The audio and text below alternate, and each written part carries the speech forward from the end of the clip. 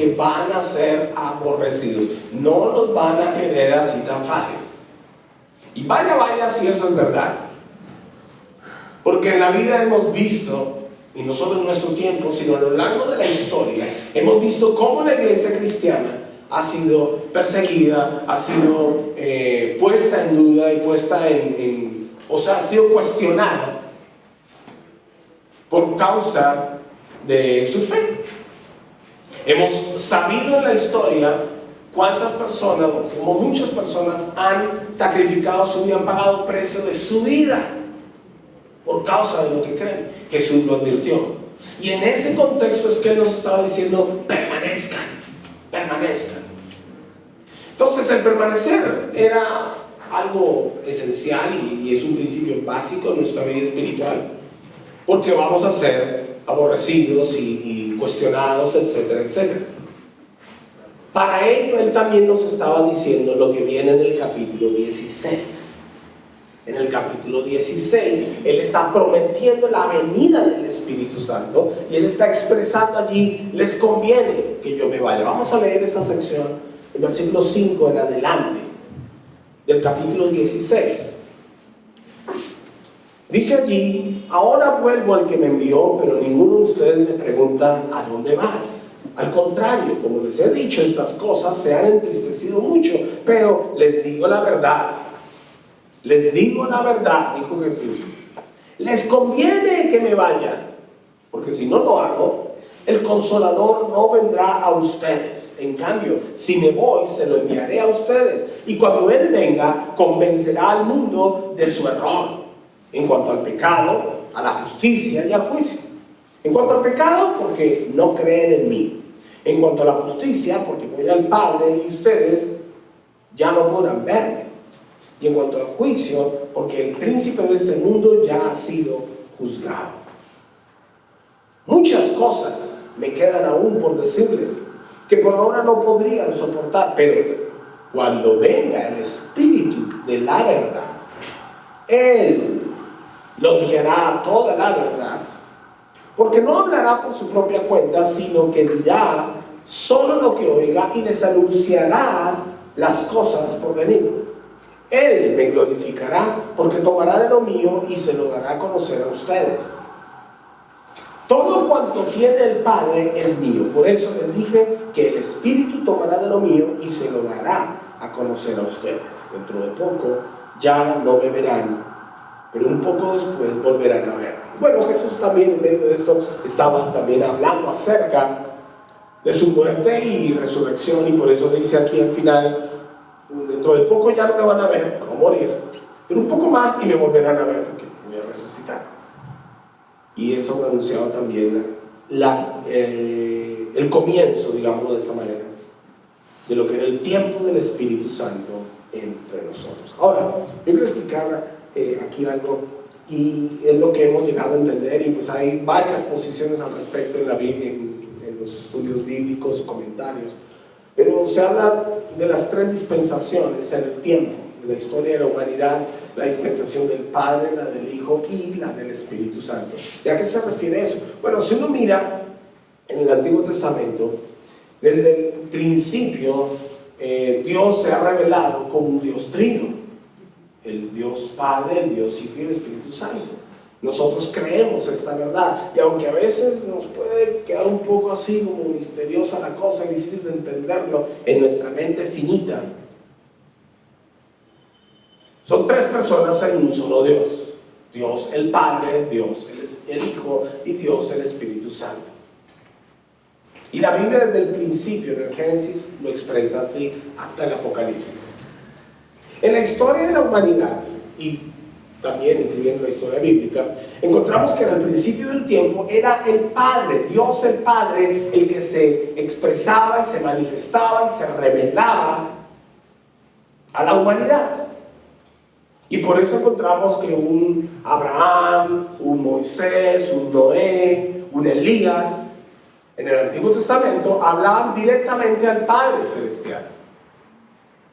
No obstante, habían algunas manifestaciones especiales en algún momento de lo que era el Espíritu de Dios y teofanía de lo que era Dios encarnándose en alguien allí o en una situación particular. Pero era el tiempo donde el Padre se estaba revelando a la humanidad. Y el Padre estaba hablando a los hombres y a profetas, anunciando la venida de Dios, el Hijo.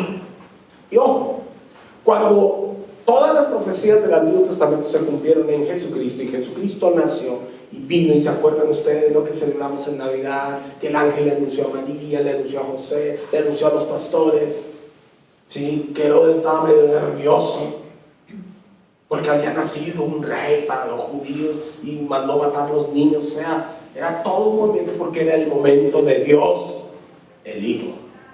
Y cuando Jesús comenzó su ministerio, empezó a sanar y a traer las buenas nuevas de salvación a todos, y empezó a liberar a los endemoniados, a poner en orden la enseñanza, reprendiendo las herejías de los fariseos, etc.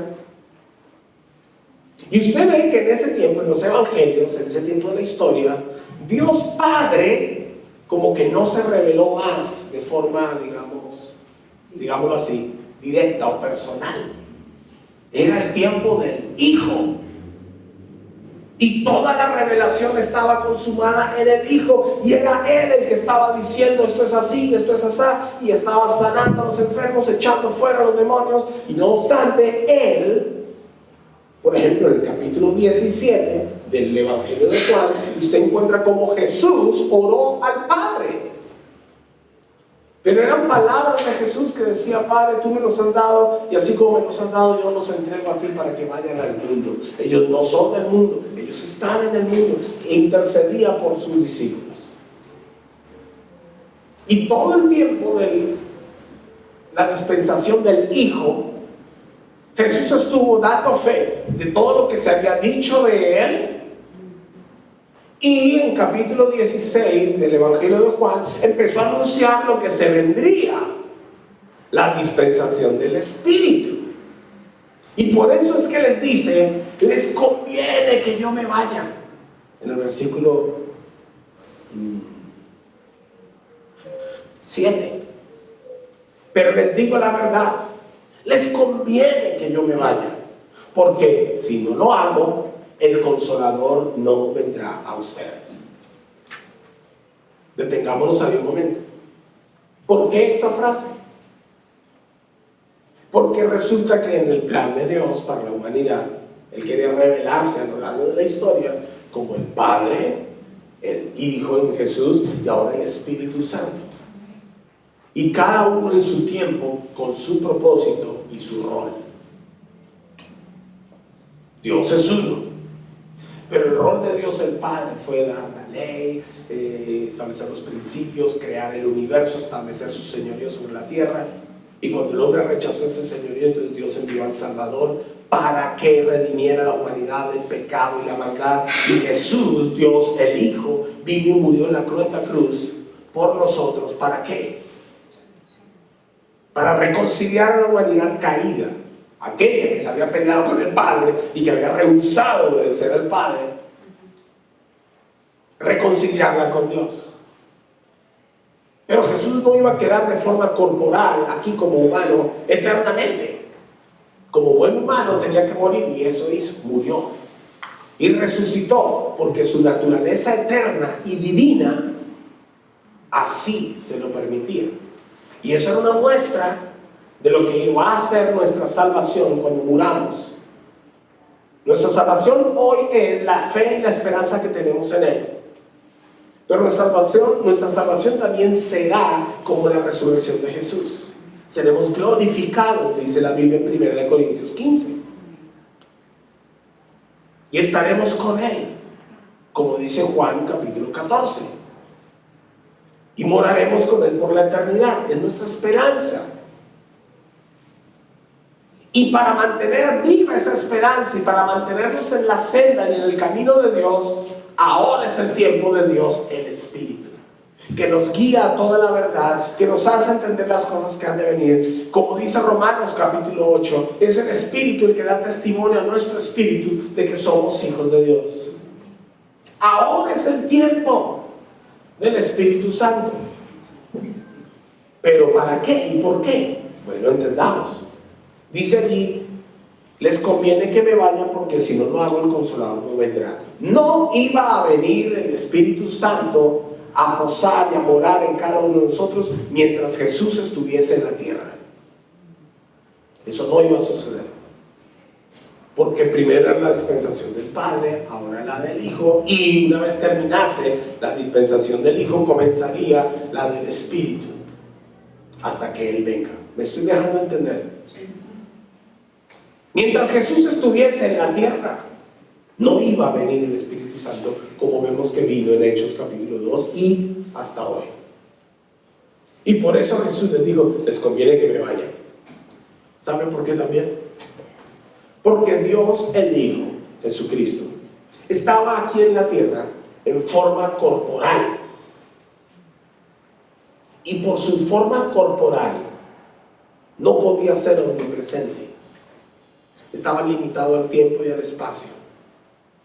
Una vez glorificado, una vez que murió y resucitó, tenemos evidencia bíblica de que Él podía aparecer, desaparecer, porque es espíritu, ya no es este cuerpo limitado por el espacio físico.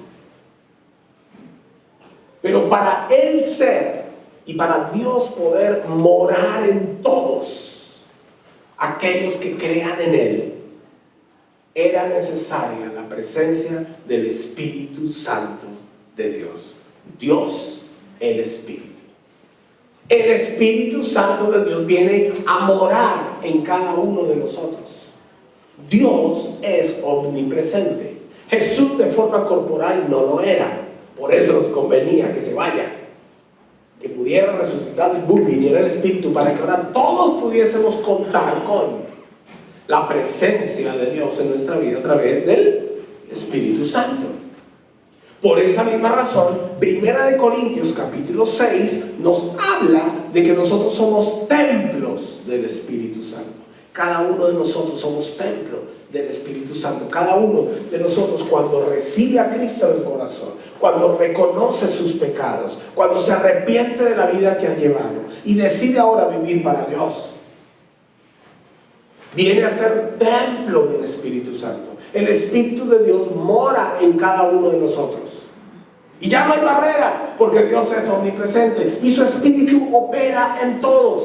Y no importa la nacionalidad, no importa la lengua, no importa la distancia, no importa la clase social, no importa la raza, no importa nada. Importa la fe en el Evangelio. Y mientras creamos, tendremos a Dios por medio de su Espíritu en nosotros.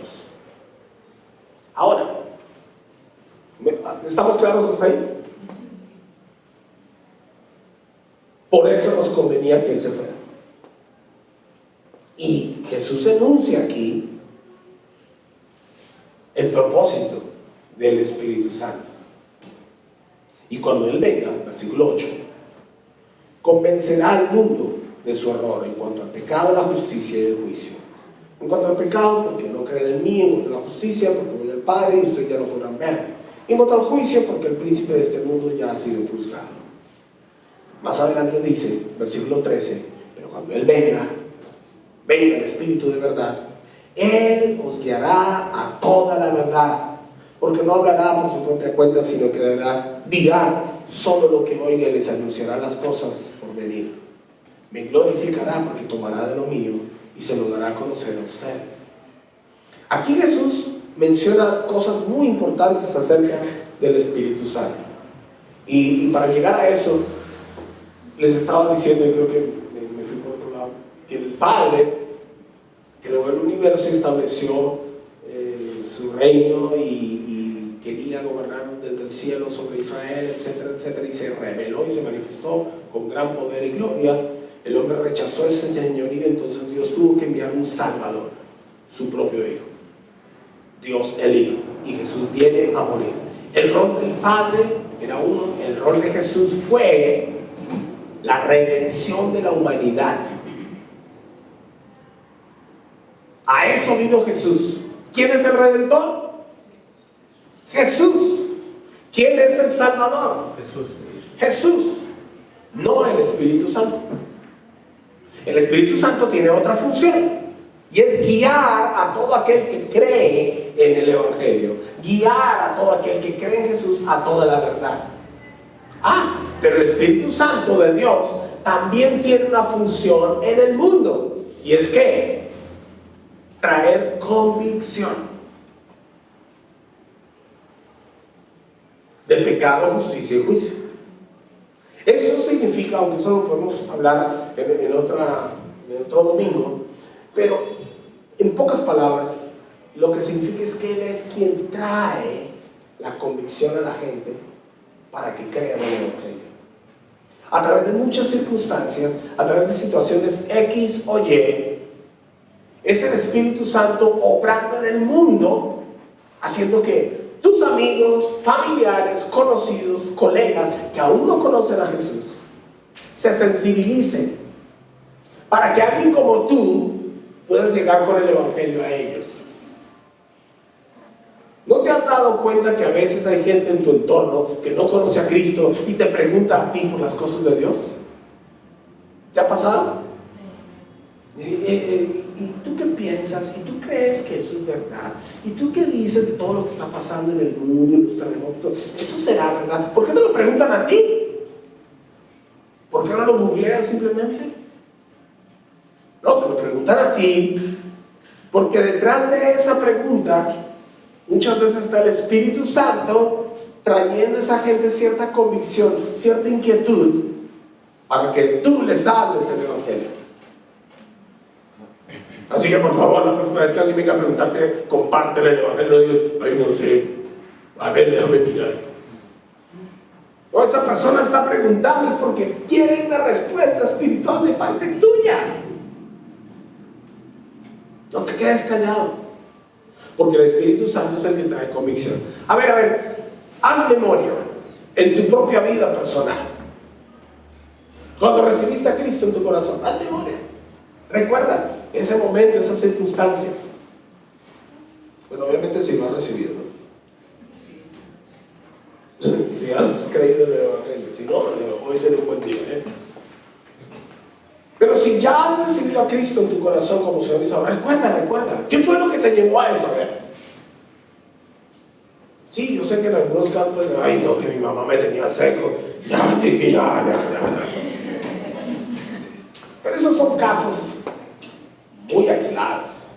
Y esas personas tarde o temprano llegan a verdaderamente tener su propia convicción y decisión. La gran mayoría de nosotros, por no decir que todos, pero la gran mayoría de nosotros tomamos la decisión de arrepentirnos de nuestros pecados y creer el Evangelio, invitar a Jesús a nuestra vida, porque nos convencimos de nuestra necesidad de Dios. ¿Y qué fue lo que nos convenció? El vacío de nuestra existencia. Recién nos enteramos que fue el Espíritu Santo. Claro, había un vacío y muchas cosas, pero ¿quién fue? ¿Qué fue lo que hizo que yo me sintiera así? Hello. Ahí estaba el Espíritu Santo actuando. Y recién te enteras, bueno, date cuenta que Dios ha estado presente en tu vida más de lo que crees. Es el Espíritu Santo el que trae convicción de pecado al mundo. No eres tú con tus palabras elocuentes y con tu testimonio impactante. Aún con tus palabras elocuentes y aún con tu testimonio impactante, es el Espíritu Santo el que está obrando a través de eso. Porque a ver, usted seguro también le ha pasado, a mí me ha pasado muchas veces, que uno está con un ánimo de compartir el Evangelio a alguien y esa otra persona más dura que una piedra, dura y reacia, escéptica, burlona y todo, y no estoy como, ¿dónde estabas, Espíritu Santo, que lo trajiste convicción a este fulano? Es que no soy yo el que convence, es el Espíritu Santo. Y muy probablemente ese no era el momento para esa persona. Han llegado a establecer una estadística, los evangelistas y todos los que andan muy en la onda del evangelismo y siempre predicando, que nos consuela, pero ojo, no es para que no hagamos lo que debemos hacer. Y es que dicen que una persona, para finalmente hacer su decisión de recibir a Cristo como Señor y Salvador, tiene que haber oído el Evangelio entre 5 a 7 veces. ¿Sí? O sea que muy probablemente te escucho a ti y dices, no creo, no creo, no creo, hasta que de pronto, ¡ping! Creo. Porque era la quinta, la sexta, la séptima vez. ¿Qué sabes tú cuando tú estás compartiendo el Evangelio? Compártelo más el Evangelio. Pero el Espíritu Santo está tocando a esa persona. Hemos oído muchas veces en nuestra iglesia personas que dicen, wow, yo sí que fui un hueso duro de roer. A mí me hablaron del Evangelio en el colegio, en la universidad, en el trabajo, para colmo mi vecina, cristiana, y denle que denle con el Evangelio. Hasta que me pasó tal cosa. Y ahí me di cuenta y recibí a Cristo. Muchas personas entre nosotros han tenido esa experiencia. Porque es el Espíritu Santo el que convence, no es la gente. Así que eso también nos libera a nosotros, digámoslo así, de una responsabilidad final en si la persona recibe o no recibe a Cristo. Yo cumplo mi tarea, yo cumplo mi llamado de compartir el Evangelio con otras personas, pero yo soy consciente que si la persona no recibe a Cristo conmigo ahí en ese momento, ok, porque la responsabilidad final de que esa persona reciba a Cristo, primero es la persona tiene que decidir creer, y segundo, seguro Dios tiene otro plan con esa persona, y yo soy uno más de los que Él está usando para que esa persona algún día reciba. Así que no te sientas culpable, triste, condenado, frustrado si compartes el Evangelio y la persona no recibe a Cristo. No, tú compártelo más. ¿Le dejo entender? Porque es el Espíritu Santo el que trae convicción. La otra cosa que quiero señalar aquí, que es muy importante, mucha gente hoy en día anda diciendo y haciendo cosas, dice que en nombre del Espíritu Santo, no, que el Espíritu me guió. Y dice, pero un momento, eso que dices que te guió y a lo que te guió no es bíblico. Hello. ¿Qué espíritu estás siguiendo? ¿Y cuán santo es? Porque aquí dice, en el versículo 14, Él me glorificará porque tomará de lo mío y se lo dará a conocer a ustedes. Toda la obra del Espíritu Santo, toda palabra del Espíritu Santo, toda acción, manifestación del Espíritu Santo glorificará a Jesús, glorificará a Dios. Con sus propias palabras, en vida está diciendo, todo del Padre es mío. Padre, el Hijo, y ahora el Espíritu tomará de lo mío y se lo hará saber a ustedes. Por eso les conviene que me vayan. Pero en medio de todo esto pone un límite para que nosotros podamos discernir qué cosas son del Espíritu, qué cosas no son del Espíritu. Nada que digan o hagan por ahí y que no glorifica o exalta el nombre de Dios puede ser del Espíritu Santo. No, nada. Porque todo lo que el Espíritu Santo haga va a glorificar a Dios. Eso dijo Jesús. Así que uno sí puede tener como un ojito ahí, un filtro, para saber qué sí y qué no, de tantas cosas que suceden en el ámbito cristiano, en la vida espiritual, etcétera, etcétera. Y en la vida cotidiana también. La otra cosa que también no puedo dejar de mencionar está en el versículo 13. Cuando venga el Espíritu de la verdad, el Espíritu de la verdad. ¿Usted recuerda en Juan 14? Jesús dijo, yo soy el camino, la verdad y la vida. Y ahora dice que es el Espíritu de la verdad. Está hablando del mismo Espíritu, el Espíritu que moraba en Jesús y actuaba en Jesús. Cuando Jesús dijo, yo soy el camino, la verdad y la vida, es el Espíritu que había de venir sobre ustedes. Es lo que está diciendo Jesús. El Espíritu de la verdad, el Espíritu de Dios. Y ojo, Él los guiará ¿a qué? A toda la verdad. en el capítulo 17, cuando Jesús ora por sus discípulos, Él dice allí, déjame buscar el versículo, versículo 19, por ello yo me santifico a mí mismo para que también ellos sean santificados en la verdad. No, pero era el versículo 17, perdón, el que quería mencionar. Juan 17, 17, cuando Él dice, santifícanos en tu verdad, tu palabra es la verdad. Todo lo que viene de Dios es verdad. Dios es veraz.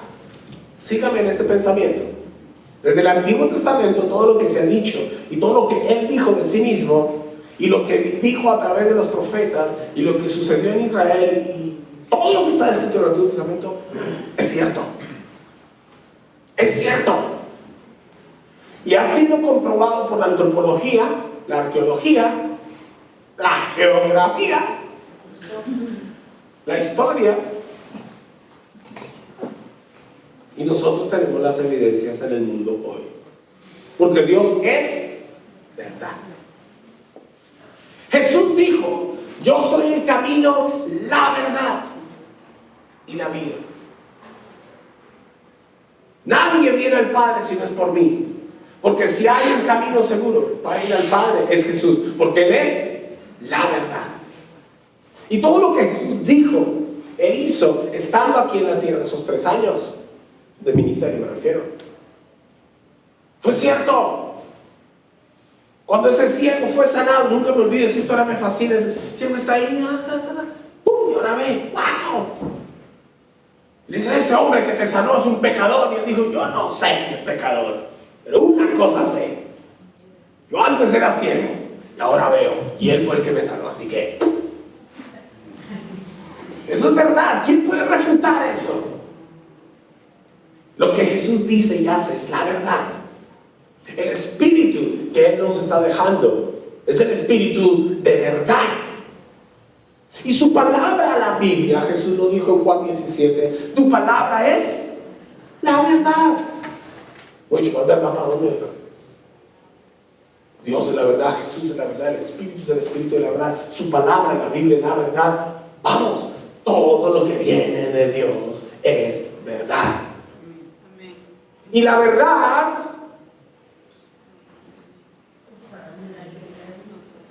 nos hará libres, dice la Biblia. Esa es la verdad, que uno puede ser libre. Pero siendo prácticos y sinceros, la verdad no se discute. Se acepta o se rechaza. Porque es verdad.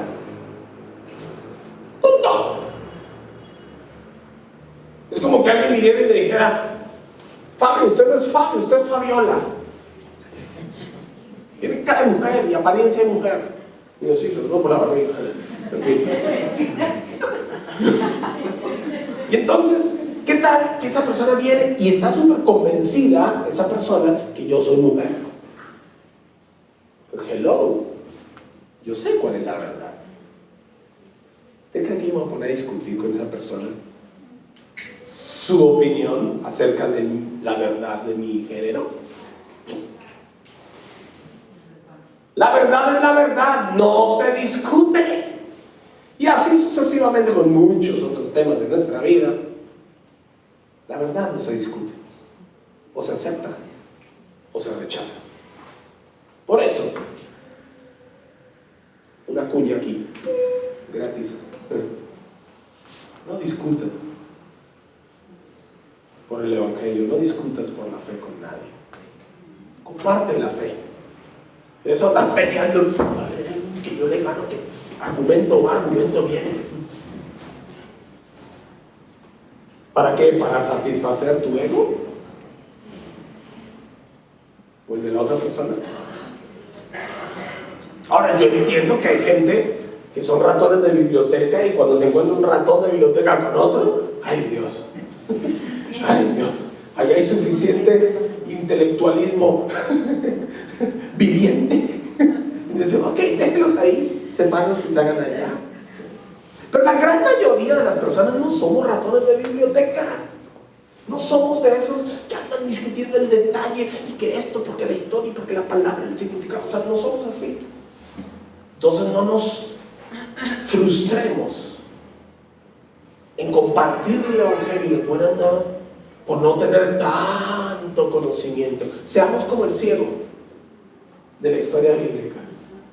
Yo no sé si es pecador o no, no lo sé, pero una cosa sí sé: yo antes era ciego y ahora veo. Punto. Y eso me basta. ¿Y dónde está ese hombre que me sanó? Porque yo lo sigo a él. Esa es la verdad, es nuestra verdad. Yo sé cómo era mi vida antes y yo sé lo que Dios ha hecho en mi vida, y por eso hoy estoy aquí. A mí no me vengan con cuentos. ¿Usted cree que yo me voy a poner a discutir eso? Y así muchas cosas que el Espíritu de Dios nos guía a toda la verdad, nos llega a hacer entender y a comprender la magnitud de esa verdad por la cual nosotros podemos estar firmes. Es el Espíritu de verdad. Ahora, ¿por qué Jesús habló esto en este momento? Recuérdense que venimos del capítulo 15, cuando Jesús está hablando de la vid, de permanecer y todo, y entre esta enseñanza de la vid verdadera y permanecer y esta revelación aquí diciendo: les conviene que me vaya, el Espíritu de Dios vendrá, Él nos guiará la verdad. Entre esto y lo otro, Él está hablando en medio acerca: los van a perseguir, los van a aborrecer, los van a... Si a mí me odiaron, a ustedes también, así que prepárense. Entonces, lo que Jesús está diciendo es que para estos momentos necesitamos esto, permanecer en Él, y necesitamos lo otro, la presencia y la vida activa del Espíritu de verdad en nuestra vida. Porque de esa manera afrontar el mundo, el antagonismo, la persecución, es mucho más fácil. ¿Te puedes imaginar, si es que te puedes llegar a imaginar eso, cómo sería tu vida hoy sin el Espíritu Santo? Yo cuando me pongo a pensar en eso digo: wow, yo no sé qué sería mi vida. Con todo lo que ahora sé del Espíritu Santo, con todo lo que ahora he visto en mi vida que ha hecho el Espíritu de Dios en mí, cómo me jala la oreja, cómo me hace enderezar el camino, porque me guía a la verdad. Uy, sin el Espíritu Santo yo sería un desastre.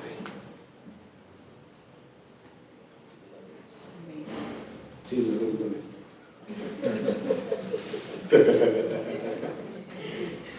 me dejo entender cuán importante, cuán esencial es la presencia de el Espíritu Santo de Dios, el Espíritu de verdad, el Consolador,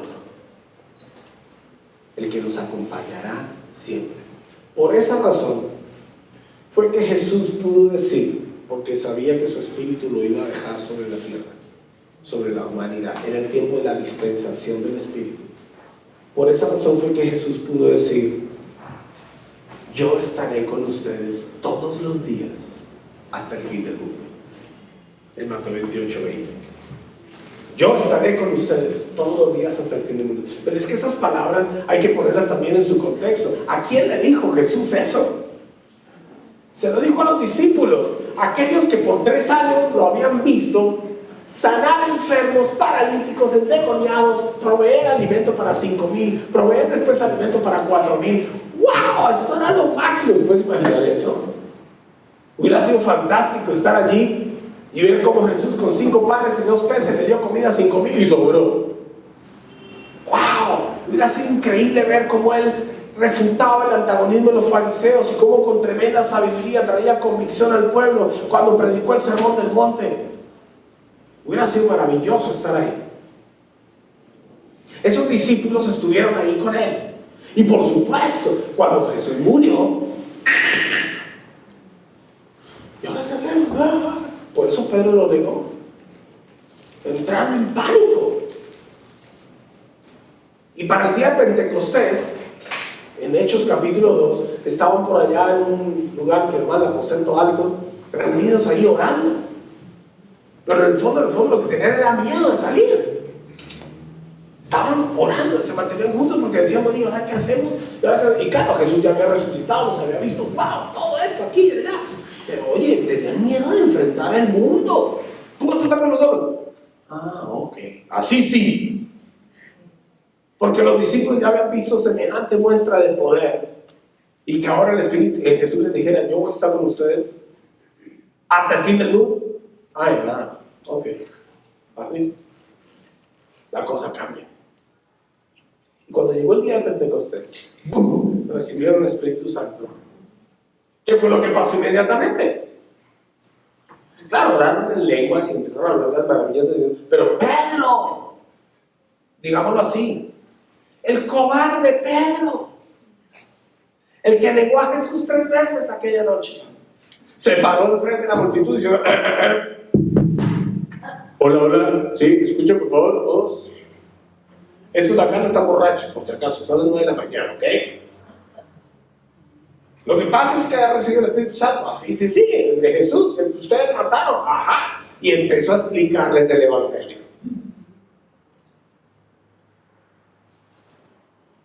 Yo me imagino que entre esa multitud estaban algunos que decían, y ese no fue el que nos dijo que no estaba con Jesús, ese no fue el que en la noche aquella, antes del kikiriki, no es ese, ¿verdad? Sí, se parece. Uy, pero mira, qué bien habla. Mira, ahora sí creen lo que creen, está convencido.